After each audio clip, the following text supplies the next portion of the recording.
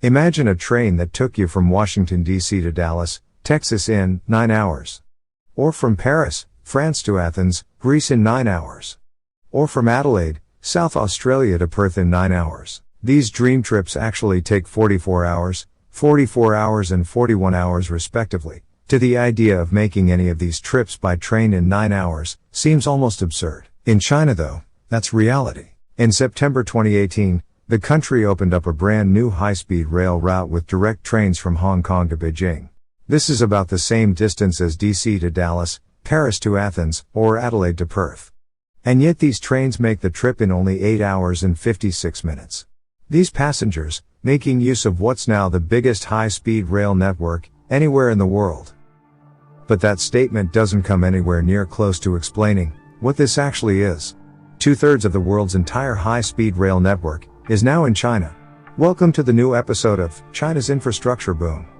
This is a story of Chinese high-speed miracle.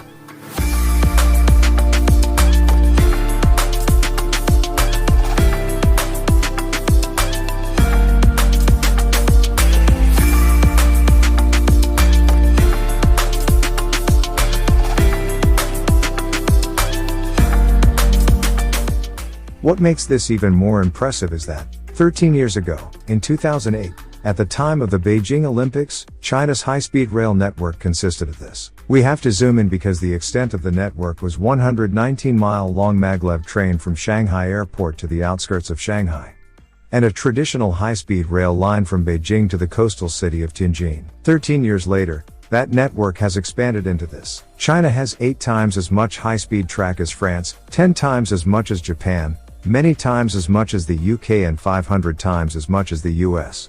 In fact, China has as much as high-speed rail track as the rest of the world combined. It's staggering the amount of progress they have made in such a short amount of time.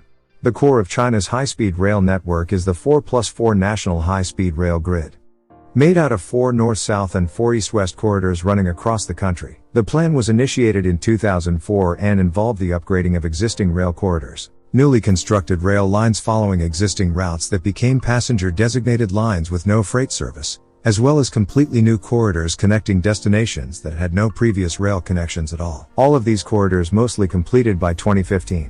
The length of high-speed rail coverage already exceeded 10,000 kilometers, with most trains on these corridors being able to reach 300 to 350 kilometers per hour.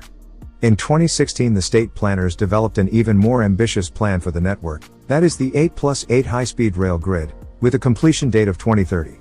This plan, as its name suggests, doubles the network in length and reorganizes the current and future of high-speed rail corridors into the 8 verticals: coastal, Beijing to Shanghai, Beijing to Hong Kong and possibly even Taipei, Beijing to Hong Kong and Macau, Hohhot to Nanning, Beijing to Kunming, Baotou to Hainan via tunnel, Lanzhou and Xining to Guangzhou, as well as the 8 horizontals: Suifan to Manzhouli, Beijing to Lanzhou, Qingdao to Yinchuan, Lianyungang to Urumqi, Shanghai to Chengdu, Shanghai to Kunming, Xiamen to Chongqing, Guangzhou to Kunming. By the end of this year, you can already reach every single provincial capital city within 24 hours via rail, with Tibet and Lhasa being the only province and provincial capital still lacking a high-speed rail connection due to the challenging terrain. Despite the country's vast size, China's huge population makes it very dense, especially in the east half. This means that China does have large cities close enough together, where it makes sense to take the train rather than the plane. Why high-speed trains in China are so efficient? Beijing and Shanghai, for example, are about 650 miles apart. Normally, that would be too far for high-speed rail to make sense. Paris and Barcelona, for example, are 500 miles apart, closer than Beijing and Shanghai. But only 2 high-speed trains runs a day between the 2 cities, compared to about 20 flights. Between Beijing and Shanghai, on the other hand, about 50 flights run per day, compared to 41 trains. Considering that trains carry far more people, each up to 1,200, trains are therefore the dominant means of transport between these 2 cities. Secondly, Beijing-Shanghai by train takes 4 hours and 28 minutes. Paris-Barcelona, despite being a shorter distance, takes a longer 6 hours and 25 minutes. The other factor though, is about the competition. Europe has an efficient air transport network, dominated by budget airlines that are often far cheaper than trains. You can find tickets for flights between Paris and Barcelona for as little as $12, while the cheapest flight between Beijing and Shanghai go for $74. Air travel within China is also far from efficient. China Southern, China Eastern, and Air China, the three largest Chinese airlines, arrive on time, an average of 67, 66 and 63% of the time respectively. A big reason for this is that there's just not enough room in the skies. These factors help make the train the popular means of transport on this longer route. Other train routes in China, though, makes less sense. For example, in 2014, the new high-speed rail route opened between Lanzhou and Urumqi. These two cities are relatively small by China's standards. They both have a population of 3.5 million, and between them are only small towns. They're also not close, about 1,000 miles separate them. And at that distance, there's no sense not flying.